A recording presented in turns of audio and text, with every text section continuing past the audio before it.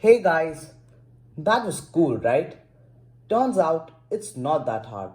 I used to think it is almost impossible for me to solve the Rubik's Cube in 10 to 20 seconds. But with a few months of practice and dedication, you can do this as well. So today we are going to learn how to solve the 3 by 3 Rubik's Cube using the beginner's method. So this series is going to have 3 parts. Wait, guys, don't panic. I just wanted to keep the video short. That is why I have made 3 parts. Otherwise, learning the beginner's method is quite easy and can be done in about 10 minutes. Anyways, the first video will talk about the cross and some of the basic notations. If you're familiar with the notations, you can skip this part of the video and move on to the cross.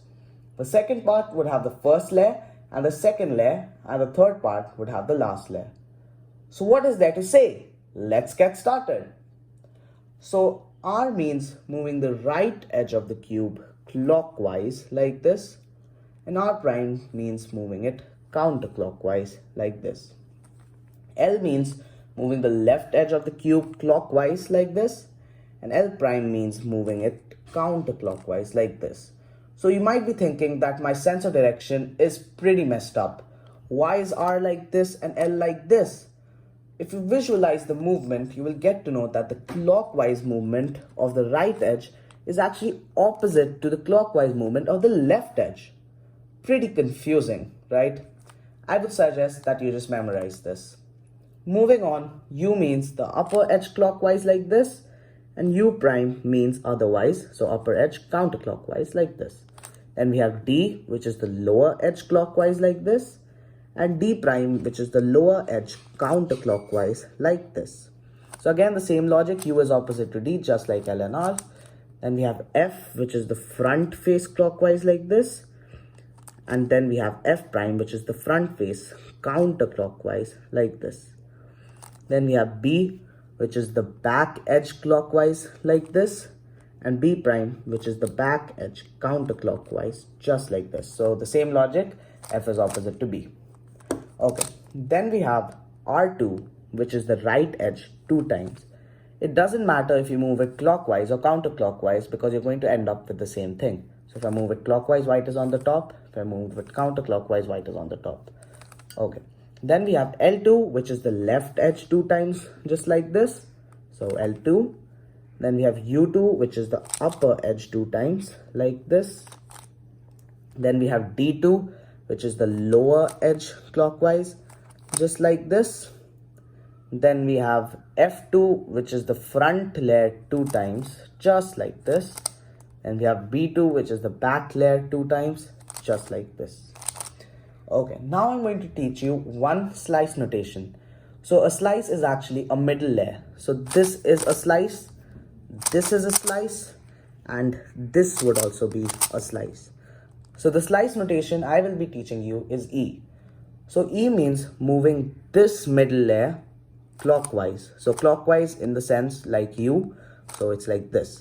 So E is like this, and E prime is of course the other way around and is like this.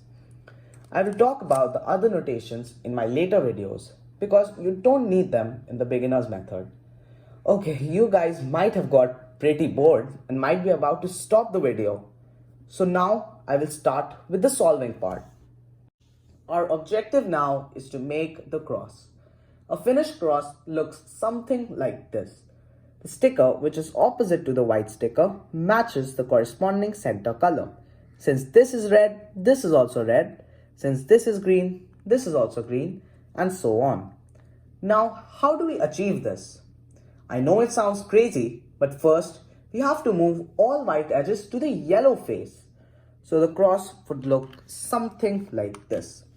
One point to note is that when making the white cross on the yellow face, the opposite sticker of the white edge does not necessarily need to match the corresponding center color. We will do that when inserting the white edges into the white face. For reference, edges in cubing terminology are the pieces that are horizontally or vertically next to the center. A white edge means any edge that contains at least one white sticker.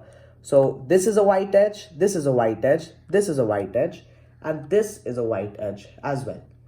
One more point I would like to add, that if the pieces are diagonally next to the center, they are called corners. Moving on to the cross, making the cross is completely intuitive and there are no specific algorithms. There are just a few cases and I would be talking about all of those. So the first case is when we can insert the white edge to the yellow face using simple L and R moves. So this is pretty simple. If the white edge is on the left, insert it using an L move. So it gets inserted into the yellow face. If it's on the right, insert it using an R move. The second case is when the white edge is on the white face. Pretty simple. Instead of doing an L or R move, do an L2 or R2 move. So if it's on the right, do an R2 move.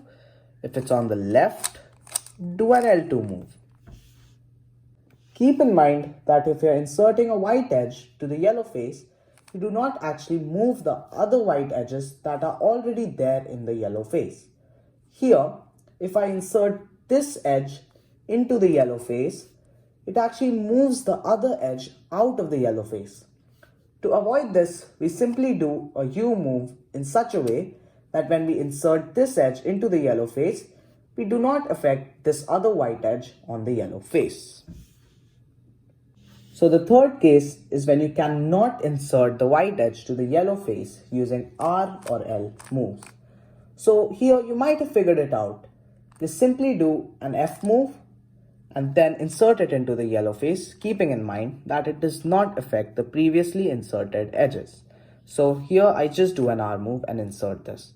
So you can do an F move either if the white edge is here and facing you, or if it's here and facing you. So here I do an F move and then insert it using an R move. Now we have made the cross on the yellow face and we need to move it to the white face.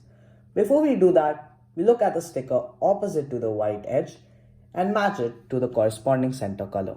So since this is orange, I match it to the orange center and then insert it to the white face. This is red, I match it to the red center and then insert it. This is blue, it's already matched to the blue center, so I insert it.